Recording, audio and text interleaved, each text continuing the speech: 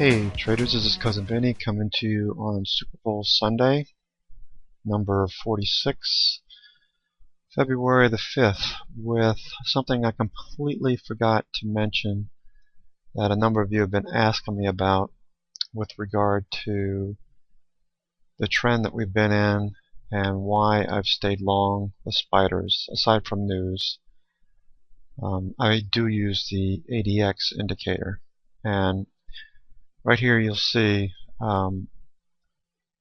that it helps you evaluate trend and lets profits run when the trend is strong. Okay, now we're going to go into a little bit of detail, but basically you have a signal line, the black line, and you have a plus directional indicator and a negative directional indicator, denoted by the green and the red respectively.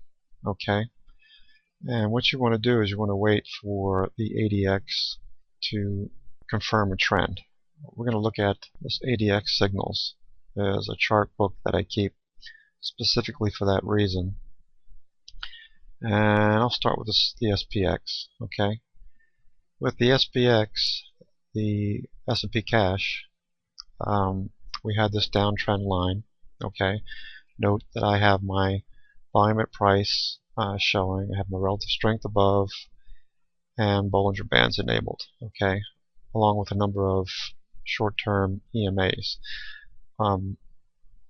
What I normally do is watch Bollinger Bands and keep prices within the short-term period average and the upper Bollinger Band, as well as look for a buy signal on the ADX. And in order to keep myself in the trade, I watch for the ADX signal line to continue to move higher. When it's below this line, this level here, between say 10 and 20, typically you're in a sideways trending market, as you can see here. Okay, and also note the 200 period average, the white line, is moving sideways. Alright, so one of the reasons why I stayed with the trade in the spiders was because we were between this shorter term period moving average and the upper Bollinger Band, and we didn't get a move down below the 20, which would have been a sell signal anyway. In conjunction, I was watching stochastics, alright, the MACD, and the ADX indicator. The ADX continues to climb, so it continues to tell me don't short this trend. So you can see what happened with the S&P 500 cash. Alright, now let's look at the spiders. Spider is the same thing. The blue line, vertical line, is where the ADX gave a buy signal, denoted by the red or the green line crossing above the red. Okay, and you can see that the ADX indicator signal line was pretty much flat and starting to turn. Stochastics gave us a buy signal. Okay, and you can see on balance volume is starting to cruise higher. Alright, in addition to that, we're within the short-term period moving average and the upper Bollinger Band. Okay, we had a squeeze here, so we know we're going to get a move. We had the trend line we broke above and retested. Alright, and RSI is continuing to climb. So that kept me in this trade all this time. Note that we didn't close below the 20 period moving average, the middle line of the Bollinger Bands, and ADX is continuing to climb. So this is keeping me in the trade long. Alright. Now I have sold on pops and gotten back into spiders and the calls, namely because, and specifically because, of this climbing ADX indicator. Now let's look at a couple of other indexes. The comp, NASDAQ Composite, same thing. This area here is where we had a crossover of the positive momentum indicator and the negative momentum indicator that was moving down. And we had a quick turn in the ADX signal line, which is really cruising higher now. This is telling me that this trend is very strong. Doesn't mean we can't pull back a little bit back to this EMA, but for the most part, I am long. Also note the volume at price, this vacuum up here. As we got above this area here, we moved higher very quickly. We got above this trend line, and we really didn't test it like we did on the spiders. Now, going back to the spiders, it just reminded me of something.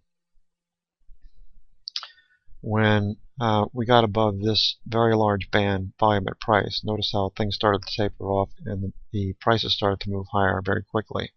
Okay, so that's one thing I want to point out. Notice that the volume at price here is very small, and we're trading up into that area right now as well.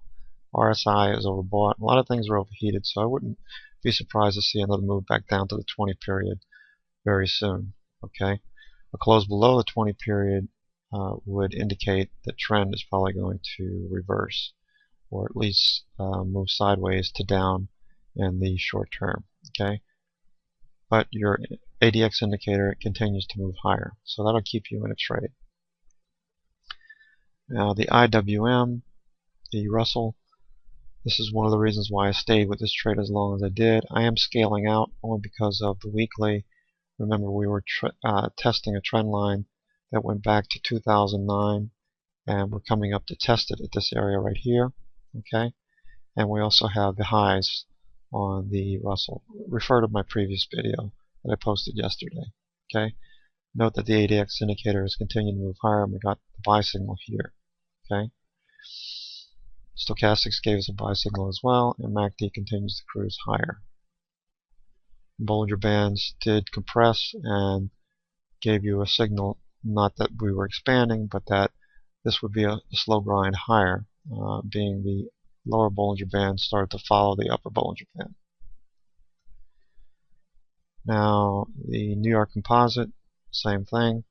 We have this trend that broke out. We had the Bollinger Band squeezing, and we had the Bollinger Bands turn, indicated that we could probably get a slow grind up, where we saw these flags continue to bounce off the shorter term period moving averages and not getting below the 20 period, giving us a sell indicator. Stochastics cruised up, and now we're embedded. Okay, MACD continues to climb.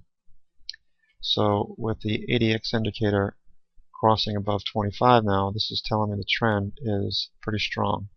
Now conversely, if you're in a downtrend like we were here in July, you want to wait for the ADX indicator to peak and turn back down before you take any positions. Okay, so if you look here, you can see we continued to go down, and ADX indicator was moving sideways.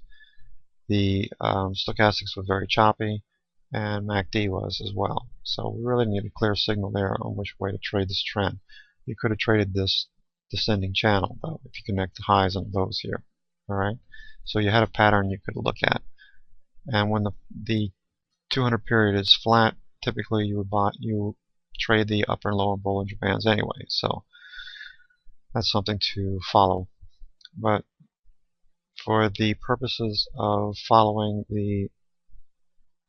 or staying in the trend, I was asked why I was staying with this trade, because I didn't get a sell signal down below 20, and my ADX indicator continued to move higher. Okay, it's just telling me that the strength of trend is still intact and that we could get back up here and bet again. Okay, remember that I had also mentioned that until the news starts to affect price and not be shrugged off like we have been since the end of December, then I will stick with this trade long. I'll just take smaller positions and use only options. Okay, again, this is Cousin Vinny on Sunday, Super Bowl 46. Remember to use your stops, and we'll talk to you in the room. Go Giants!